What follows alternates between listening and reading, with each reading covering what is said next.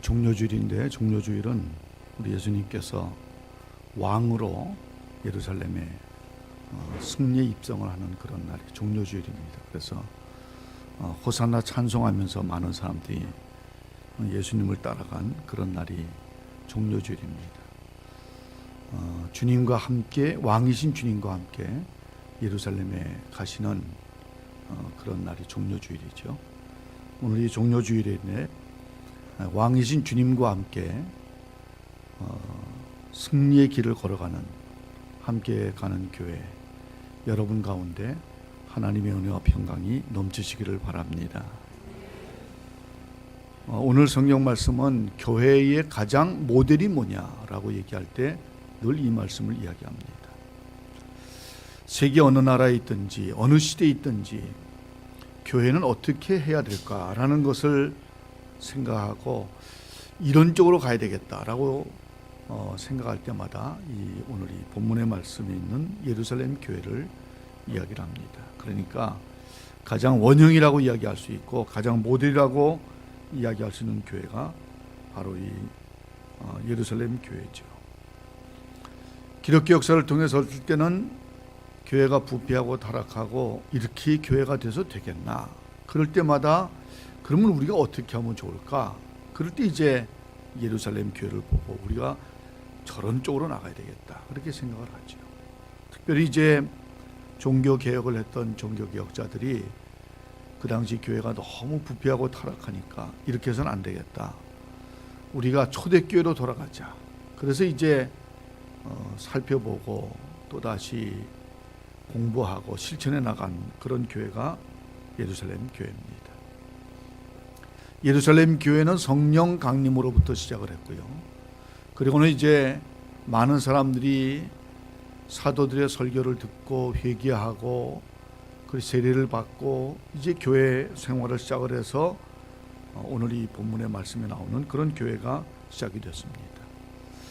저는 이 예루살렘 교회가 어떤 특징을 가지고 있느냐 하는 것을 이제 크게 두 가지만 말씀을 드리려고 합니다. 하나는 아주 균형 잡히고 건강하고 견고한 신앙을 가진 교회였다, 그렇게 말씀을 드릴 수가 있습니다.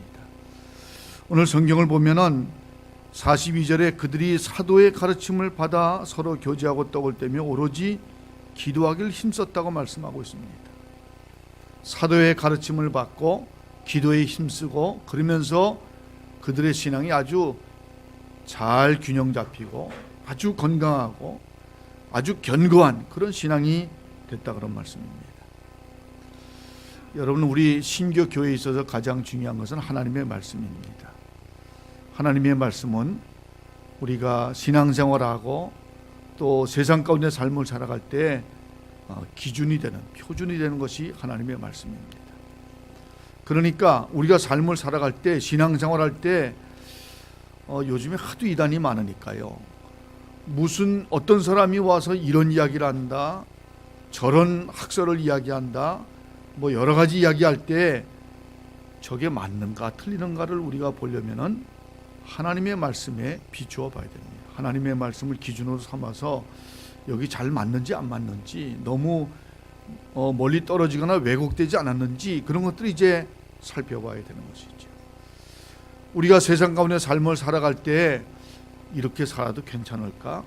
이렇게 사는 것이 예수님의 제자로서 괜찮을까 하는 것을 볼 때 하나님의 말씀으로 돌아가서 하나님의 말씀이 우리에게 어떻게 가르쳐주고 있는가, 그걸 보고 그 하나님의 말씀에 맞게 나가야 되는 것입니다. 그 하나님의 말씀이 우리 신앙과 생활의 기준이 되고 표준이 되는 것이죠. 그런데 사도들이 그 예수님의 말씀을 가르쳤습니다. 자기들이 예수님께로부터 받은 말씀, 자기들이 예수님 사역하는 거 보던 거, 자기들이 경험한 거, 체험한 거, 이런 모든 것들을 가지고 사람들에게 그 예수님의 말씀을 전해줬습니다. 예수님의 말씀을 전해줄 때 사람들이 그 예수님의 말씀을 들으면서 내가 지금 잘못된 생각을 가지고 삶을 살고 있구나, 내가 잘못된 말을 하며 삶을 살고 있구나, 내가 잘못된 행동을 하고 삶을 살고 있구나 하는 것을 알게 되는 것입니다. 이게 기준이기 때문에 하나님의 말씀을 이렇게 전달을 하면은 내가 가지고 있던 생각이 잘못됐구나. 지금까지는 인간 중심의 생각을 가지고 사는 거지요. 인간 중심의 세계관, 인간 중심의 가치관을 가지고 삶을 살았습니다. 지금까지는 나 중심의 삶을 살았습니다. 아주 극도의 이기적인 삶을 살아간 것이죠. 그런데 성경 속에서 예수님의 말씀을 전해줄 때 그 말씀을 들어보니까 이 세계는 내가 중심이 아니고 하나님이 중심이구나 하는 것을 발견하게 되는 것입니다. 이 세상은 나를 중심으로 돌아가는 것이 아니고 하나님을 중심으로 이 세상이 돌아가는 것이다 하는 것을 깨닫게 되는 것이죠. 나는 하나님의 피조물에 불과하다. 하나님이 창조주시고 하나님이 온 우주 만물을 다스리고 주관하고 섭리하시는 분이시고 나는 아주 연약한 하나의 피조물에 불과하다. 그런 말씀인 것입니다. 여러분, 많은 과학자들 가운데 특별히 이제 뉴턴 같은 과학자는 여러분이 아마 뉴턴을 잘 아실 겁니다. 만유인력의 법칙 뭐 그런 거 우리가 어릴 때 공부하면서 뉴턴이 그렇게 했다. 뭐 사과 떨어지는 것을 보고 그걸 만유인력의 법칙을 얘기했다. 그런 걸 우리가 들었습니다만은 뉴턴 같은 과학자, 파스칼 같은 과학자는 굉장한 과학자고 물리학자, 수학자인데 그분들이 뭐라고 얘기를 하는가 하면은 우리가 아는 지식은 바닷가에서 조개 껍데기 하나 주워놓고 즐거워하는 것과 마찬가지다. 조개 껍데기 하나 줍고는 너무 신기하고 대단한 것을 발견하고 소유한 것 같이 그렇게 기뻐하는 것과 같다. 그렇게 이야기를 하고 있습니다. 하나님께서 온 우주 만물을 창조하셨고 하나님이 중심입니다. 우리 사람들은 단순히 피조물에 불과하고 많은 피조물 가운데 하나에 불과하고 뭐 특별한 하나님께서 우리에게 가치를 부여하지 않으면 가치가 없는 그런 존재가 바로 우리 인간들이죠.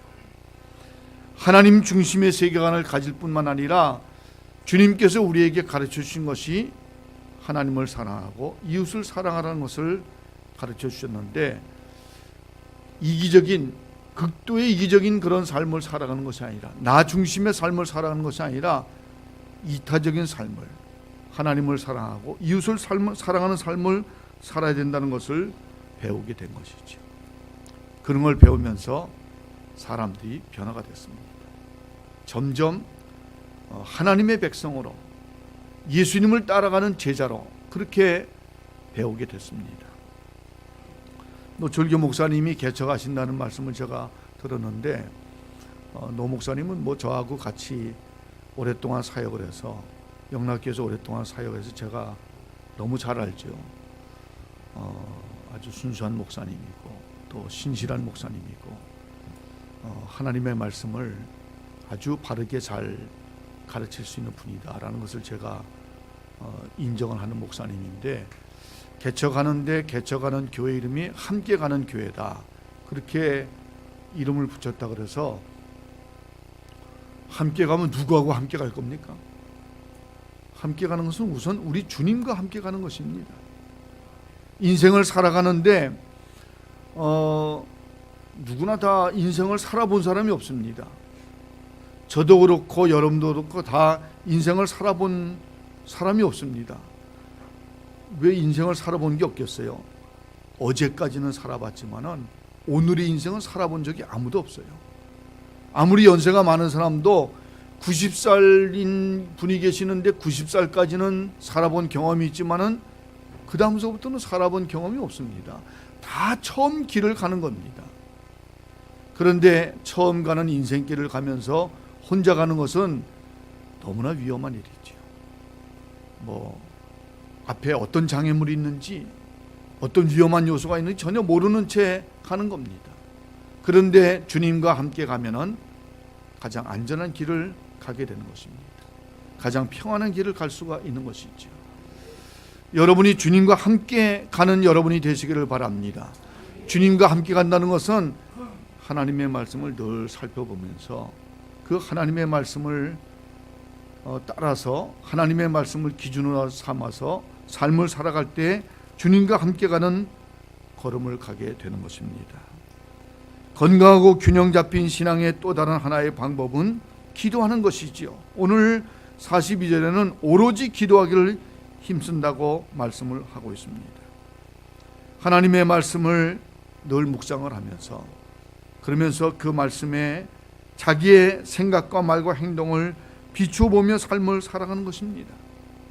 그리고 하나님의 말씀을 이렇게 묵상을 할 때 하나님께서 너무나 큰 은혜를 주신다는 것을 깨닫게 되는 것입니다. 처음 제가 회심하게 됐을 때 저는 모태신앙이지만은 고등학교 다닐 때 회심을 했습니다.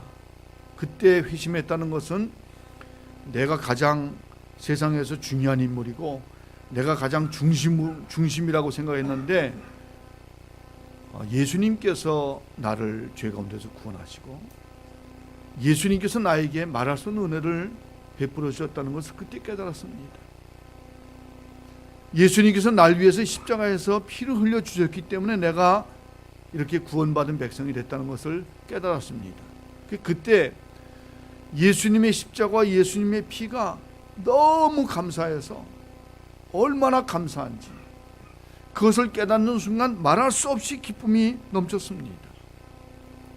기도하는 동안에 우리 주님께서 나를 얼마나 사랑하시는지, 우리 주님께서 나에게 얼마나 많은 은혜를 베푸셨는지를 깨닫고 그때 말할 수 없이 감사하고 말할 수 없이 기뻤습니다. 새벽녘에 이제 제가 그때 회심을 하고 산에 이렇게 기도하면서 그랬는데 주위에 나무 풀 이런 거밖에 없었어요. 그런데 그 나무와 풀이, 하늘에 있는 달이나 별이 저를 위해서 얼마나 축하해주고 네가 이제 사람이 됐구나, 네가 자기만 알던 그런 인간에서부터 이제는 하나님도 사랑할 줄 알고 사람들도 사랑할 줄 아는 그런 사람이 됐구나.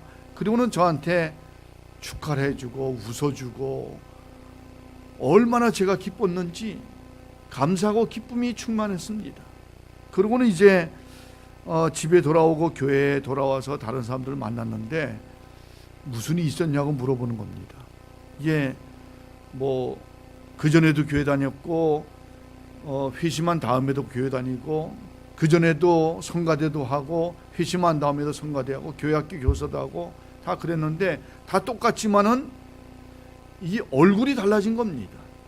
삶을 바라보는 자세가 달라지고 자기만 알던 사람이 다른 사람을 배려도 할 줄 알고 다른 사람을 위해서 봉사도 할 줄 알고 이 변화가 되고 얼굴이 완전히 환하게 바뀌어지게 되니까 사람들이 그 말 안 해도 아는 거지요. 무슨 일이 있었냐, 왜 이렇게 바뀌었냐. 그전에도 찬양했지만은 그 다음에 찬양할 때는 그게 한마디 한마디가 다 나한테 주시는 말씀이 돼서 그래서 그 찬양을 부르면서 기쁨이 충만하고 온 마음을 다해서 찬양을 하고 그러니까 사람들이 그걸 보면서 저 사람 달라졌구나. 굉장히 얼굴에 기쁨이 넘치고 늘 환하고 다른 사람을 배려하는 사람으로 변했구나. 그렇게 이제 인정을 하게 되는 것이죠. 하나님의 말씀과 기도를 통해서 건강하고 균형 잡힌 신앙에 서게 되고 견고한 신앙을 가지게 되는 것입니다. 그리고 그 얼굴에서 기쁨이 넘치고 삶을 사는데 활기찬 삶을 살아가게 되는 것이죠. 여러분이 함께 가는 교회 모든 성도님들이 주님과 함께 감으로 인해서 여러분의 걸음이 확신 있는 걸음이 되시기를 바랍니다. 인생을 걸어가는 걸음이 확신이 넘치는 그런 걸음, 견고한 신앙, 또 흔들리지 않는 신앙을 가지는 여러분이 되시기를 바랍니다. 또 주님과 함께 감으로 인해서 늘 평안이 넘치고 기쁨이 넘치는 여러분이 되시기를 바랍니다. 다른 사람이 바라볼 때 저 사람 뭐가 달라, 기쁨이 넘치는 삶을 살아가고 활기찬 삶을 살아가니까 여러분을 바라보고 사람들이 달라진 모습을 보고 그들도 변화되는 그런 역사가 일어나게 되기를 바랍니다. 이런 사무실에 아주 부정적인 생각을 가진 사람이 있으면 그게 전염돼 가지고 다른 사람들도 우울해진다고요. 그런데 아주 기쁨이 넘치는 사람이 그 사무실에 있으면은 다른 사람한테도 그게 전염이 돼서 다 기쁨이 넘치는 겁니다. 여러분으로 인해서 여러분의 가정, 여러분의 직장이 기쁨이 넘치는 가정과 직장이 되시기를 바랍니다. 여러분 자신이 변화되고 여러분을 바라보는 사람들이 변화되고 여러분과 함께 삶을 살아가는 사람들이 변화되는 역사가 일어나기를 바랍니다. 이 초대교회는, 예루살렘 교회는 하나님의 말씀으로 기도로 이렇게 견고한 신앙을 가진 사람들, 또 건강하고 균형 잡힌 신앙을 가진 사람들이 됐습니다.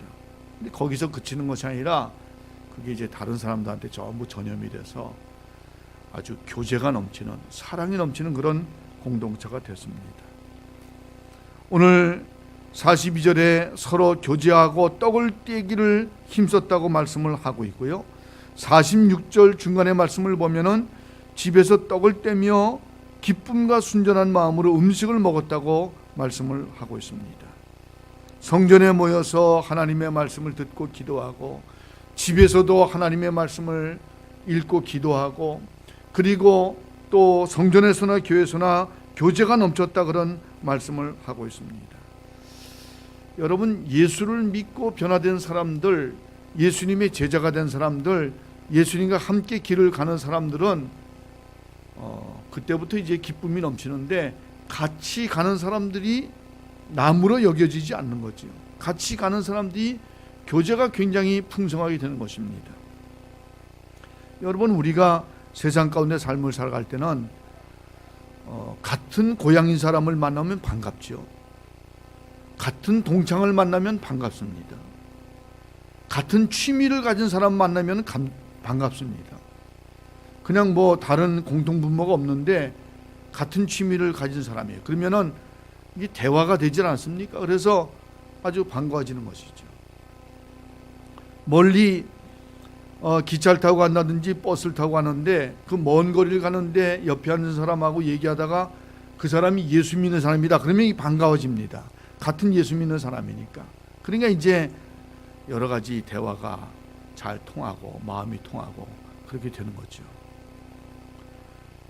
뭐 고향이 같다든지 뭐 동창이라든지 같은 취미를 가졌다든지 그런 사람들이 서로 마음이 통해 가지고 교제가 잘 되는 거 사실인데, 그보다 더 같은 신앙을 가지고 주님과 함께 동행하는 사람들, 그 사람들은 무슨 뭐 동창 동양하고는 비교할 수 없을 정도로 더 아주 친밀해지고 더 힘 있는 교제를 하게 되는 것입니다. 여러분, 이제 기도하는 중에 같이 은혜를 받았어요. 말씀 이렇게 듣는 중에 같이 은혜를 받았어요. 그래서 같이 대화를 하다 보니까 제가 아까 노 목사님 말씀 들어보니까 예배 드리고 식사하고 그리고는 이제 그 말씀을 쉐어한다, 그런 말씀을 들었는데, 이렇게 말씀에 대해서 같이 대화를 하는데 저 사람 하는 얘기를 들어보니까 나하고 같은 마음으로 얘기를 해요. 공감이 된단 말이죠. 그러면 그 사람이 갑자기 이뻐 보이고 친해 보이고 그런 게 이제 우리 마음입니다. 아, 저 사람하고 나하고 생각이 같구나, 저 사람하고 나하고 같은 은혜 받았구나. 그러니까 이제 마음의 기쁨이 넘치는 거죠. 그게 더 친밀해지는 것입니다. 그게 이제 성도의 교제입니다. 믿음의 교제를 하는 것이죠. 그런데 오늘 예루살렘 교회는 한 사람이 말씀으로 기도로 견고한 신앙을 가질 뿐만 아니라 같은 신앙을 가진 사람들이 서로 마음을 터놓고 교제하는데 거기서 그치는 것이 아니라 그것이 나눔으로까지 발전이 돼서 다른 사람에게 가진 것을 나누는 그런 삶이 됐다는 것을 성경은 말씀하고 있습니다.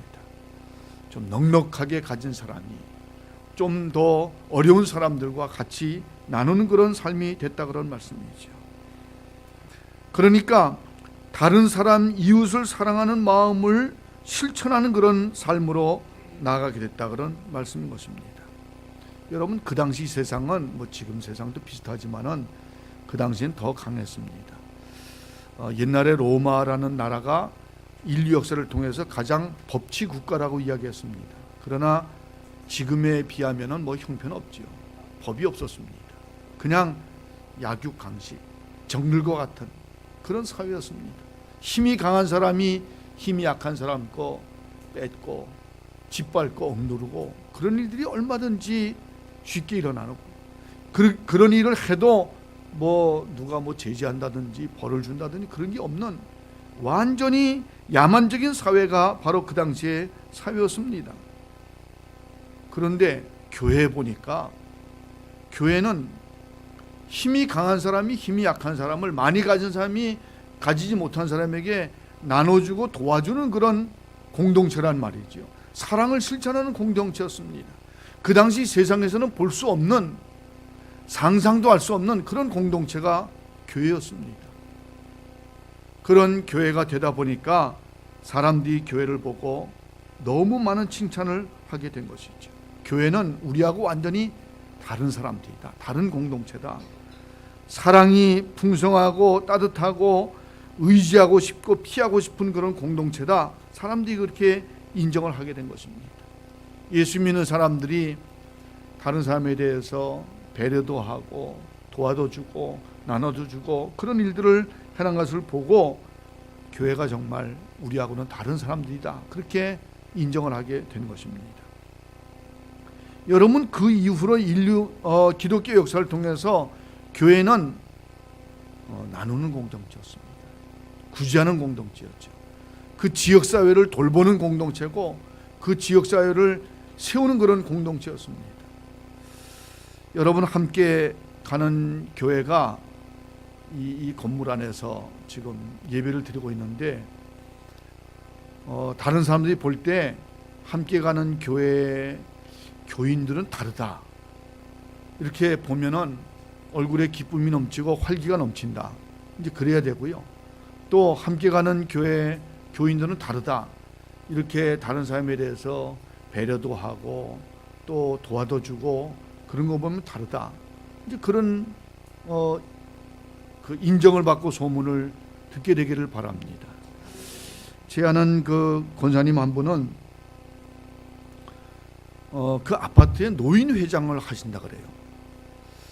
노인 회장은 되게 이제 나이 많은 할아버지가 하는 게 노인 회장인 줄 알았는데 뭐 그분도 연세는 많긴 하지만은 할머니가 그 권사님이 노인 회장 한다 그래서 좀 이상하게 생각했습니다. 그런데 그분이 노인 회장 하면서 가서 노인 회장이 이렇게 뭐 목에 힘주고 제도 부리고 그런 노인 회장이 아니고 사람들 다 도와주고 돌보고 하는 그런 노인 회장을 했습니다. 그 전까지는 노인회가 맨날 그 노인정에 사람들 모이면은 무슨 뭐 화투나 하고 뭐 술이나 사다 먹고 뭐 술 먹은 다음에 또 쌈하고 그래서 이게 아주 그 노인정 사람들이 가고 싶지 않는 그런 곳이고 거기는 그저 그 몇 사람만 모여가지고 뭐 화투하고 술 먹고 싸우고 이제 그런 곳이었는데 그 권사님이 이렇게 가보니까 교회 이제 다 은퇴를 하셨어요. 그러니까 이제 시간 여유가 조금 있었죠. 그러니까 그 노인정에 이렇게 가봤습니다. 그 마을 이렇게 아파트 단지 여기저기를 가봤어요. 근데 노인정에 가보니까 여길 좀 변화시켜야 되겠다. 그런 생각을 가졌다는 겁니다. 그래서 노인정에 가서 청소부터 시작해가지고 노인들 하나하나 돌보고 그러니까 이제 노인회장을 시키더라는 겁니다. 그러니까 뭐 내가 하겠다 그래서는 하는 게 아니고 다른 분들이 저분이 회장이 되겠다. 그래서 다 해서 노인회장이 된 거지요. 그리고는 그 노인회를 아주 따뜻한 곳으로 사랑이 넘치는 곳으로 만드니까 노인들이 그 노인정에 올 뿐만 아니라 그 자녀들이 노인회가 너무 달라져서 너무 좋다. 그 아파트 단지 분위기가 굉장히 좋아졌다는 겁니다. 그러니까 한 사람이 예수 믿는 한 사람이 가서 노인회 전체를 변화시키고 그 마을 전체를 변화시키는 그런 일을 한 것입니다. 그게 예수 믿는 사람들이 하는 것이죠. 제가 그 얘기를 듣고는 저희 교회에서 한번 그랬습니다. 우리 예수 믿는 사람이 통장 다 하자고, 다 자기 사는 동네 통장해가지고, 통장하면 뭐 시간 뺏기고 바쁘지 않습니까? 그런데 무슨 세도 부리려는 장이 아니고 봉사하는 장으로서, 다른 사람을 돌보는 장으로서, 예수 믿는 사람의 사랑을 베푸는 그런 사람으로서, 봉사하는 사람으로 그렇게 서자, 그런 얘기를 한 적이 한 번 있습니다. 하나님의 말씀과 기도로 내가 변화되고 그 다음에 사랑을 실천함으로 다른 사람들과 내가 살아가는 그 지역사회가 변화되는 그런 역사가 초대교회 가운데 있었습니다. 그렇게 변화가 되니까 칭찬을 받게 된 것이죠. 여러분 47절 말씀을 한번 보십시오. 47절 말씀을 보시면은 하나님을 찬미하며 또 온 백성에게 칭송을 받으니 주께서 구원받는 사람을 날마다 더하게 하시니라. 아멘. 온 백성에게 칭송을 받았다고 말씀을 하고 있습니다. 예수 믿는 사람들이 견고한 신앙을 가지게 되니까 뭐 무슨 핍박을 받아도, 그 당시에 굉장히 핍박이 많이 있었는데 핍박을 받아도 흔들리지 않는 겁니다. 굉장히 견고한 신앙을 가진 것이죠. 확신 있는 신앙을 가지고 삶을 살아가니까 어떤 어려움이 있어도 다른 사람들은 그 정도 어려우면 다 쓰러지고 넘어지는데 뭐 든든히 서가지고 계속 나가니까 사람들이, 저 예수 믿는 사람들은 특별한 삶이다 인정을 하게 됐습니다. 43절 말씀에는 사람들이 두려워했다고 얘기하는데, 두려워했다는 것은 뭐 겁이 나서 도망갔다는 얘기가 아니고 존경했다는 것입니다. 예수 믿는 사람을 존경했다는 것이죠. 우리같이 연약하지 않고 우리같이 금방 쓰러지지 않고 저 사람들은 견고한 믿음을 가지고 있기 때문에 저 흔들리지 않고 서는 사람이다. 예수 믿는 사람은 천국을 바라보는 사람이기 때문에 죽음에도 흔들리지 않거든요. 그러니까 어떤 핍박이 있어도 어떤 위험이 있어도 흔들리지 않고 견고히 서니까 사람들이 다 존경하게 됐다, 그런 말씀입니다.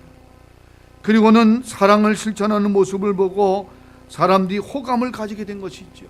얼굴에 기쁨이 넘치지요. 활기가 넘치지요.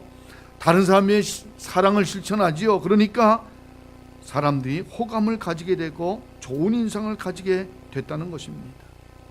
좋은 소문이 많이 펼쳐지게 된 것이죠. 그렇게 사람들이 칭찬하게 되니까 주께서 구원받는 사람을 날마다 더하게 하셨다고 말씀을 하고 있습니다. 사람들이 베드로를 보고 호감을 가지게 되고, 베드로와 사도들을 보고 호감을 가지게 되고 존경하게 되고, 여러 예수 믿는 사람들을 보고 호감을 가지고 존경하게 되고 칭찬하게 되고, 그러니까 이제 사람들이 나 저 교회에 들어가고 싶다, 나도 예수 믿고 싶다, 그런 생각을 가지게 되는 것이죠. 여러분, 제가 읽은 책 가운데 로드니 스타크라는 사람이 쓴 책이 기독교의 발행이라는 책이 있습니다. 아주 좀 전문적인 책인데요, 기독교 역사를 쓸 때, 초대교회 역사를 쓸 때 신학자들, 역사학자들이 쓴 책은 많이 있지만은 이 스타크라는 분은 사회학자입니다. 제가 이제 그 책을 쭉 읽을 때 아마 이 사람이 예수 믿는 사람 같다라는 생각은 가지지만은 기독교 입장에서 그 글을 쓴 것이 아니라 사회학자의 입장에서 그 글을 썼습니다. 그러면 어떻게 초대교회가 소수고 로마 정부로부터 굉장히 핍박을 받던 그런 사람들인데 어떻게 그런 사람들이 점점 숫자가 많아지고 결국에는 기독교가 공적으로 인정되고 국교로 인정되고 로마 전체를 다 정복하는 그런 종교가 됐느냐, 그걸 이제 사회학적인 관점에서 쭉 이렇게 연구를 한 책입니다. 그분의 논지는 뭔가 하면은 콘스탄틴 제자가 기독교를 공인하고 나중에 국교로 세웠는데, 콘스탄틴 그 황제가 자기가 예수를 믿었기 때문에 그런 게 아니고 기독교인이 그 나라에 굉장히 많아지게 되니까 기독교를 하지 않을 수 없는 그런 상황이 됐기 때문에 기독교를 공인했고, 정치적인 목적으로 자기도 기독교인이라는 걸 표방하지 않으면은 이 권력을 유지할 수가 없기 때문에 기독교인이라고 표방을 한 게 아니겠나, 이제 그렇게 보는 겁니다. 그러니까 콘스탄틴이 자기가 예수를 믿어서 그 전체 기독교 국가가 된 게 아니고 이미 기독교인들이 너무 많아졌기 때문에 뭐 선포하던 말던 기독교 국가가 됐기 때문에 콘스탄틴이 따라간 것이다, 그렇게 이제 이야기를 하는 것입니다. 그리고는 이제 그렇게 기독교가 교인이 많아지게 된 그런 이유, 그런 것들이 이제 쭉 사회학적으로 증명을 하는 것이죠. 뭐 여러 가지 그 이야기를 하는데요. 여러 가지 챕터가 그 책이 쓰여져 있어서 여러 가지 이야기하는데, 그 중에 이제 몇 가지만 말씀을 드린다면은, 그 당시 다른 사람들과 달리 기독교인의 가정이 가장 건실했다는 것입니다. 그 당시는 남성들이 굉장히 강한 시대고 여성들은 그 인격적으로 대하지 않는 그런 시대였기 때문에 남성들이 무슨 결혼에 대한 중요성, 가정에 대한 중요성을 전혀 몰랐다는 거죠. 그 당시 사회는 그랬다는 것입니다. 그런데 예수 믿는 사람들은 자기 아내를 존중하고 가정을 잘 화목하게 잘 세워나가고, 그런 모습을 보면서 세상 사람들과 그 당시 로마시의 사람들하고 완전히 달랐다는 것입니다. 또 한 가지는 그 당시 기독교인 가정에서는 자녀들을 굉장히 소중하게 잘 양육을 했다는 것이죠. 어린 아이들을 인격적으로 생각하고 잘 양육했다는 것입니다. 여러분, 그 당시 로마 시대 때는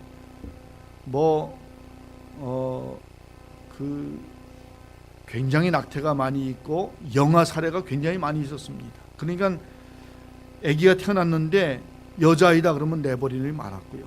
아기가 태어났는데 좀 이렇게 건강치 못해, 혹은 시원치 못해, 그러면은 그냥 내버리고, 그런 일이 너무 많이 있었습니다. 그래서 하수구의 아이들 이렇게 해골이 많이 있었고, 이제 발굴을 하다 보면 그런 일이 많이 있었다 그럽니다. 그런데 예수 믿는 사람들은 여자아이건 남자아이건 다 태어나는 대로 잘 양육을 하고, 건강한 아이건 건강치 못한 아이건 잘 양육하고, 그분이 이제 그런 얘기를 해요.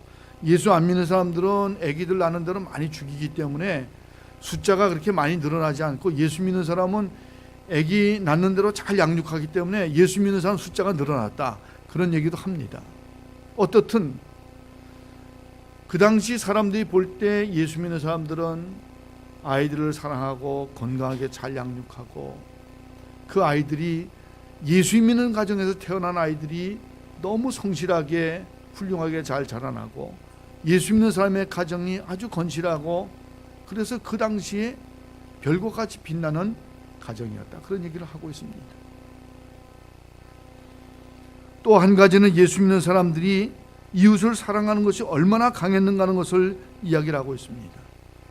그 당시에는 이제 전염병이 이렇게 한번 돌면은, 흑사병 같은 것이 한번 돌면은, 지금도 우리가 전염병이 돌면은 굉장히 걱정하지 않습니까? 그래서 감기, 그때 사스 감기인가 이렇게 한번 돌 때, 그럴 때 이제 저희 교회에서도 마스크도 다 준비해 놓고, 또 이렇게 손 닦는 것도 교회 앞에 준비해 놓고 다 이제 그랬었는데,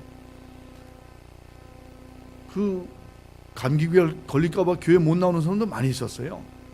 또 내가 걸렸기 때문에 못 가는 사람도 많이 있었고, 그래서 이제 교인 예배 드리러 오는 교인 수가 상당히 많이 줄어든 그런 적이 있었습니다. 지금은 위생, 의료 이런 것도 굉장히 발전되어 있기 때문에 전염병이 이렇게 크게 위험하진 않습니다. 그런 시대인데도 예배 드리는데 사람 많은 데 가면은 감기 걸린다 해가지고 다들 조심하고 걱정하고 그랬거든요. 근데 로마 시대 때는 전염병이 한번 돌면은 그냥 얼마나 많이 죽는지 전 인구의 4분의 1이나 3분의 1이 죽었다는 것입니다. 4사람 중에 1사람이 죽고 3사람 중에 1사람이 죽었다는 거죠. 그러니까 얼마나 전염병이 굉장히 무섭습니까? 전염병이 한번 돌면은 예수 안 믿는 사람들의 가족들은, 가정에서는 우리 집안에 전염병이 난 사람 누가 돌았다 그러면은 그 사람이 병들어서 중하고 뭐 죽기도 전에 갖다 내버렸다는 거죠. 그 사람이 점점 병이 심해지면 다른 가족들이 다 도망가 버렸다는 겁니다. 정부 관리들이 전염병이 돌면은 그걸 잘 관리하고 돌봐야 되는 건 책임이 있는데 정부 관리들이 먼저 다 도망갔다는 겁니다. 그러니까 우리 마을에 전염병이 돌기 시작하면은 병 걸린 사람 갖다 멀리 내다 버리고요. 좀 심해지면 심해져서 이제 내다 버릴 수 있는 상황이 아니면은 건강한 사람 다 도망갔다는 거죠. 그래서 병 걸린 사람들끼리 그 마을에서 다 죽어가는 거죠. 그런데 예수 믿는 사람들은 도망가지 않았다는 겁니다. 내다버리지 않았다는 겁니다. 우리 가정에 병 걸린 사람이 생겨도 돌보고, 우리 동네 이웃에 병 걸린 사람이 있어도 돌보고, 정부의 책임 맡은 사람도 도망가고, 가정에 돌봐야 될 사람도 도망가고, 다 도망가는데 예수 믿는 사람은 안 도망간다는 거죠. 예수 믿는 사람은 어떤 확신을 가졌냐면은 나는 병 걸려도 괜찮다. 나는 하나님 나라 가서 천국에서 영생할 사람이기 때문에 뭐 질병 같은 거 겁나지 않는다. 어떤 가정에 병들어서 한 사람이 죽었어요. 그러면 그 가정에 위로하기를 하나님 나라에서 영생을 얻습니다. 그렇게 위로를 하는 겁니다. 그런 견고한 신앙을 가지기 때문에 뭐 병 걸려서 많은 사람이 죽어도 도망을 안 간다는 거죠. 사랑을 실천하기 때문에 전염병에 걸려서 죽어가는 사람을 찾아가서 돌봤다는 것입니다. 그러니까 이제 특별한 약을 안 써도 먹을 거 제대로 먹게 하고 또 좀 깨끗하게 잘 청소하고 이러면은 그 사람이 병을 이겨서 낫거든요. 이게 생존율이 높아지는데 그냥 내버리면은 먹을 것도 못 먹지, 그냥 지저분한 채로 놔두지 그러면은 생존율이 떨어지죠. 많이 죽지요. 근데 예수 믿는 사람들은 도망가지 않고 병 걸린 사람을 찾아가서 그 사람에게 먹을 걸 먹이고 청소해서 깨끗하게 하고. 그래서 스타크란 분이 통계를 쭉 이야기하는데 예수 믿는 사람의 생존율이 예수 믿지 않은 사람보다 2배가 높았다는 겁니다. 그러니까 예수 믿는 사람의 숫자가 더 늘어나. 예수 안 믿는 사람은 병으로 죽고 예수 안 믿는 사람은 생존해서 살아나고. 그러니까 이제 예수 믿는 사람의 숫자가 늘어날 뿐만 아니라 다른 사람들도, 예수 안 믿는 사람들도 저렇게 삶을 살아야 되겠다. 예수 믿는 사람들 같이 삶을 살아야 되겠다. 그래서 이제 예수 믿는 사람이 많이 늘어나게 됐다는 것입니다. 여러분, 오늘 이 교회는, 예루살렘 교회는 하나님의 말씀과 기도로 아주 건강한 신앙을 가진 사람들, 균형 잡힌 신앙을 가진 사람들, 견고한 신앙을 가진 사람들이었습니다. 함께 가는 교회 여러분 모두가 하나님의 말씀과 기도로 견고한 신앙, 건강한 신앙, 균형 잡힌 신앙을 가지는 여러분이 되시기를 바랍니다. 이 예루살렘 교회는 자기들만 그런 신앙을 가진 것이 아니라 그 신앙을 삶 속에서 실천했습니다. 교제하고 나누고 사랑을 베풀고 실천하는 그런 삶을 살았습니다. 세상 사람들이 바라볼 때 저 사람들은 굉장히 견고한 신앙을 가진 사람들이다. 기쁨이 충만한 삶을 살아가는 사람들이다. 활기찬 삶을 살아가는 사람들이다. 자기만 그렇게 사는 게 아니고 예수 믿는 사람들끼리 사랑의 교제가 풍성하고 예수 안 믿는 사람들에 대해서도 사랑을 실천할 줄 아는 사람이고, 그래서 칭찬하게 됐다는 것입니다. 존경하게 되고 칭찬하게 됐다는 것입니다. 그런 훌륭한 소문들이 많이 나게 되니까 오늘 성경의 말씀대로 주께서 구원받는 사람을 날마다 더하게 하신 것입니다. 함께 가는 교회 모든 성도님들이 견고한 신앙을 가지게 되시기를 바랍니다. 나만 신앙생활 잘하는 것이 아니라 다른 사람에게도 사랑을 베풀고 실천하고 나누는 그런 삶이 되시기를 바랍니다. 그래서 함께 가는 교회 모든 성도님들이 세상 사람들로부터 칭찬받게 되기를 바라고요. 함께 가는 교회가 칭찬받는 교회가 되기를 바랍니다. 그래서 주께서 구원받는 사람을 날마다 더하게 하시는 귀한 교회로 소개되기를 바랍니다.